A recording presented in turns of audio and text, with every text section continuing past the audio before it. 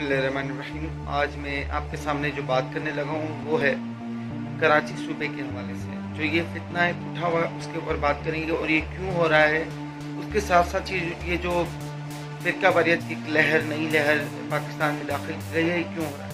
आज मैं अपने स्टूडियो में नहीं हूँ, इमीडिएटली मैं अपने घर से ही आप तक मैसेज पहुँचाने के लिए ये वीडियो रिकॉर्ड कर रहा हूँ। उम्मीद है इस वीडियो को आगे तक पहुँचाएंगे।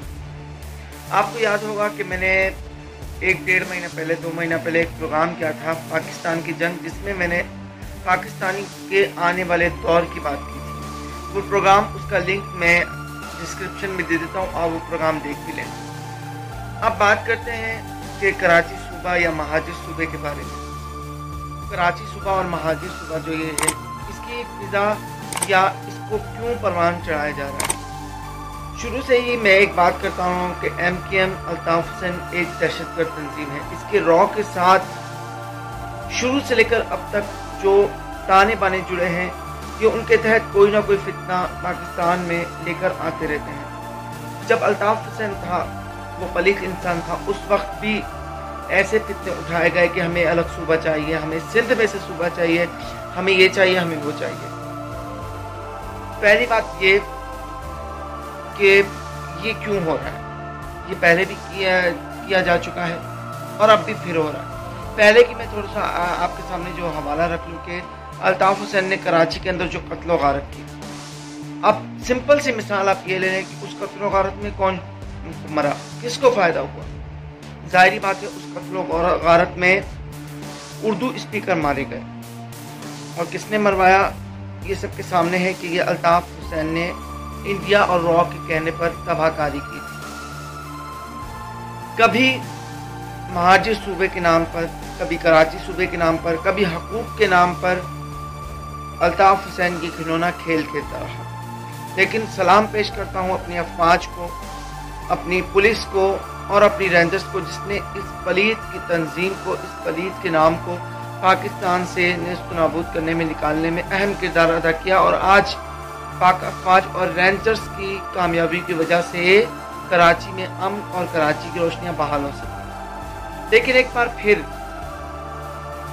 फिर वही फितना उठा है कि हमें सूबा चाहिए, हमें कराची को अलग करना है, हमें महाजिर सूबा चाहिए। अब आ जाते हैं ये बात क्यों की जा रही है। क्योंकि देख रही है दुनिया, और जैसा कि भारत देख रहा है कि भारत खुद अकेला हो चुका है। चाइना ने भी उसे धंस लिया है, उसके साथ साथ नेपाल ने भी उसका बेड़ा गर्क कर दिया और मोदी ने भारत का मुकाला कर दिया। उनको शुरू से ही पाकिस्तान से एक बैर, एक नफरत है, मुसलमानों से एक बैर, एक नफरत है। हम में लोग कुछ बिके हुए हैं जो इस मुल्क को किसी न किसी तरीके से नुकसान पहुंचाते रहते हैं। उन्हीं में से एक तंजीम MKM है। यहाँ सब उर्दू स्पीकर या उर्दू बोलने वालों का कसूर नहीं, सिर्फ एक तबका यानी MKM, जिसके कुछ कारकुन, जैसे एक लड़की भी आई थी बीच में जो लाड़काना का नाम ले रही थी, तो मैं उसे वार्न करते हुए कहता हूँ कि मैं खुद लाड़काना का हूँ। और मेरे शहर, मेरे सूबे को बोलने से पहले 1000 मरतबा सोच लो कि तुम एक इंडियन रॉ की एजेंट हो जो पाकिस्तान में फसाद बर्पा करने के लिए लगाई गई हो। तुम जैसों की क्या औकात है। अगर तुम्हें पाकिस्तान का थोड़ा सा भी दर्द होता ना, तो तुम ये फितना ना पैदा करते। उस हर तंजीम पे, उस हर बंदे पे अल्लाह की लानत हो जो इस पाक वतन की अर्ज़ पाक तोड़ने में, इसको किसी भी किस्म का नुकसान पहुंचाने में अहम किरदार अदा करता हो या किसी भी तरीके से किरदार अदा करता हो। अल्लाह ताला की उस पर लानत है। पाकिस्तान को उरूज इंशाल्लाह मिलेगा और पाकिस्तान की हाँ और ना में दुनिया के फैसले होंगे। मैंने अपने channel doctor Syed Danish Shah foundation पे जो प्रोग्राम किया था पाकिस्तान की जंग, उसका लिंक मैं डिस्क्रिप्शन में दे देता हूँ, आप वो देखिए, आपको पता चल जाएगा कि ये क्यों किया जा रहा है। पहली बात यह है कि सिंधी हो, महाजिर हो या कोई भी हो, उसका ताल्लुक पाकिस्तान के साथ है। उसका ताल्लुक जिस सूबे में रहता है, वो सिंध में रहता है तो उसका ताल्लुक सिंध के साथ है। अगर कोई भी उर्दू बोलने वाला या पंजाबी बोलने वाला या सराइकी बोलने वाला, सिंधी बोलने वाला سندھ میں پیدا ہو رہا ہے تو وہ سندھی کہلائے گا. اگر کوئی بھی سندھی بولنے والا، پنجابی بولنے والا، سرائکی بولنے والا، اردو بولنے والا پنجاب میں پیدا ہو رہا ہے تو وہ پنجابی کہلائے گا. یہ نسل در نسل پیدائش سے تعلق رکھتی ہے. اب یہ ایک نیا فتنہ اٹھانا کہ ہمیں مہاجر صوبہ چاہیے، تو ان لوگوں کو پتا ہے کہ اگر ہم یہ بات کریں گے تو ایک فتنہ اٹھے گا، ایک نفرت پھیلے گی اور پھر صورتحال خراب ہوگی. اور ان کے آقاؤں یعنی انڈیا اور اسرائیل، جیسا کہ اسرائیل کو پاکستان نے قبول نہیں کیا ہے تو اس کی بھی ایک آگ اسرائیل کے اوپر لگی ہوئی ہوگی. اور انڈیا شروع سے ہی یہ قبول کر چکا ہے، یہ انڈین ایجنسی قبول کر چکی ہیں کہ ہم پاکستان میں فرقہ واریت کی جنگ اور قومیت کی جنگ پھیلانے میں سب سے آگے ہیں. ہمارے ہمارے انڈر میں ایسی جماعتیں ہیں جو پاکستان میں فرقہ واریت کو بھی طول دیتی ہیں، قومیت کو بھی طول دیتی ہیں. پاکستان معاذ اللہ ختم کرنے، اس کو توڑنے کی سازش کرتی ہیں. ان کو ہم فنڈنگ بھی کرتے ہیں، ان کو ہم ڈونیشن بھی کرتے ہیں، اور وقتاً فوقتاً جیسے اپنے کلبھوشن دیکھے ان کے یار و مددگار یہاں پر آ کے ان کو ٹرینڈ بھی کرتے رہے. یاد رکھیے گا خانف قلات، جس کو آپ شاید جس کے بارے میں بہت پڑھا ہو، ان کے ہی ایک فرزند نے یہ بات میڈیا پہ آ کر بتائی کہ خانف قلات جب سوچ بچار کر رہے تھے پاکستان سے بلوچستان کو علیحدگی کا، تو اس وقت انہیں نبی کریم صلی اللہ تعالیٰ علیہ وسلم خواب میں آئے تھے اور انہیں کہا تھا کہ میں مسلمانوں کے لیے ایک الگ ملک بنانے جا رہا ہوں، مسلمانوں کے لیے ایک الگ وطن بننے جا رہا ہے، جاؤ اس کے ساتھ شامل ہو جاؤ. تو وہ اس کے ساتھ شامل ہو گئے تھے اور انہوں نے یہ کمنٹس پاس کیے تھے کہ اب مجھے یقین ہے کہ پاکستان کا ایک ایک حصہ نبی کریم صلی اللہ تعالیٰ علیہ وسلم کی رضا سے جڑا ہے. اور بلوچ قوم یہ سمجھتی ہے کہ جو پاکستان سے غداری کرتا ہے وہ رسول اللہ صلی اللہ تعالیٰ علیہ وسلم کے ساتھ غداری کرتا ہے. میں ایک دلچسپ داستان آپ کو سناتا ہوں. خان احمد یار خان جو اس وقت خان آف قلات تھے، وہ کہتے ہیں 1948 میں جب میں سوچ بچار کر رہا تھا پاکستان کے ساتھ علاق میں، تو مجھے رسول اللہ صلی اللہ علیہ وسلم کی طرف سے بشارت ہوئی کہ میں نے مسلمانوں کے لیے ایک آزاد ریاست بنائی ہے، آپ اس میں شامل ہو جائیں. اور ہم بلوچ یہ سمجھتے ہیں کہ جو پاکستان کے ساتھ غداری کر رہا ہے وہ دراصل رسول اللہ صلی اللہ علیہ وسلم کے ساتھ غداری کر رہا ہے.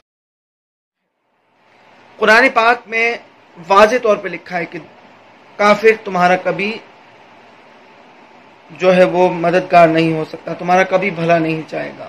اور ہم مسلمان آج صرف 2 روپے کے لیے اپنا ایمان بیچ دیتے ہیں، اپنا دین بیچ دیتے ہیں. اور نبی کریم صلی اللہ تعالیٰ علیہ وسلم نے ہی فرمایا ہے کہ جو تمہیں قومیت میں بانٹے وہ ہم میں سے نہیں. آج سندھی بھائی کو اردو اسپیکر بھائیوں سے لڑایا جا رہا ہے، یہ ایک سازش کے تحت ہے. پہلی بات تو یہ ہے کہ نہ صوبہ بننا ہے اور نہ ہی بنے گا، یہ بات آپ یاد رکھ لیجئے. یہ انڈیا کو بھی پتا ہے کہ پاکستان ٹوٹنے والا نہیں، اس وجہ سے وہ بدن امنی پیدا کر رہے ہیں. یہاں پر صرف فساد پھیلایا جا رہا ہے. جس لڑکی کی ویڈیو وائرل ہوئی اور نیچے کمنٹس آئے، وہ میں نے ویڈیو دیکھی اور اس نے لاڑکانہ کا نام لیا. میں بھی اسی شہر کا رہائشی ہوں اور میں اس پلیت عورت کو فون کر رہا ہوں کہ انڈیا کے کہنے پر فساد مت پھیلاؤ، نہیں تو تم جیسے بہت آئے اور بہت گئے. یہ ملک سلامت رہنے کے لیے بنا ہے. آپ دیکھ لیجئے، ایک طرف فرقہ واریت کی جنگ ہے، شیعہ سنی کو لڑوانے کے لیے کچھ تنظیمیں آگے آ گئی ہیں. جیسا کہ اہل سنت کی بات کروں تو اہل سنت کی پہچان یہ ہے کہ وہ یا رسول اللہ یا علی مدد اور رسول اللہ صحابہ اکرام اہل بیت اطہار سے محبت کرنے والے ہوتے ہیں.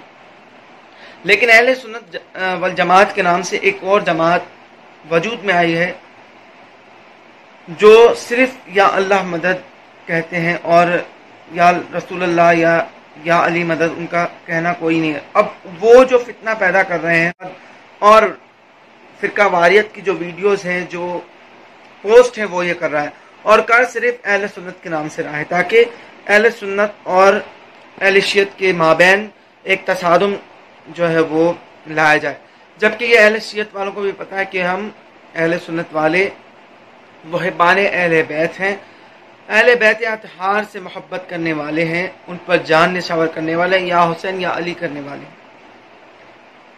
یہ ایک گھرونی سازش ہے جو دشمن کے ساتھ مل کر رچائی جا رہی ہے۔ اب دشمن کو پتا ہے کہ پاکستانی ایجنسیز، پاکستانی افواج نے ہمیں بھانپ لیا ہے، وہ پاکستان کو عروج پر لے کے جا رہی ہیں، اس لیے انہوں نے اب اعلی کار میڈیا کو بنایا گیا ہے۔ اس میں ہماری کچھ سیاسی تنظیمیں بھی مخالفت کے طور پر پاک فوج کے خلاف جو پوسٹ کر رہی ہیں وہ بھی ایک اسی کا حصہ ہے۔ کوئی اس دیش کی بات کرتا ہے، کوئی اس دیش کی بات کرتا ہے، کوئی صوبے کی بات کرتا ہے۔ واٹ از دس؟ یہ ملک قائم رہنے کے لیے بنا ہے اور اس پہ اللہ اور اس کے رسول کا سایہ ہے۔ اس کو کوئی پلیت، کوئی غلیظ تحریک اور اس کا بانی اور اس کا انسان، کوئی ادنا سے ادنا پلیت شخص اس ملک کو نقصان نہیں پہنچا سکتا، خواہ وہ کوئی بھی تحریک لے کر آئے۔ میں اپنے سندھی بھائیوں سے بھی گزارش کروں گا، کیونکہ میں خود سندھی ہوں، میری پیدائش یہاں کی ہے، میں ان سے گزارش کروں گا کہ اس جھانسے میں نہ آئیں، اس جھانسے میں نہ آئیں۔ آپ کو اہل بیت کا واسطہ، آپ کو رسول اللہ تعالی صلی اللہ علیہ وسلم کا واسطہ، ان کے جھانسے میں نہ آئیں۔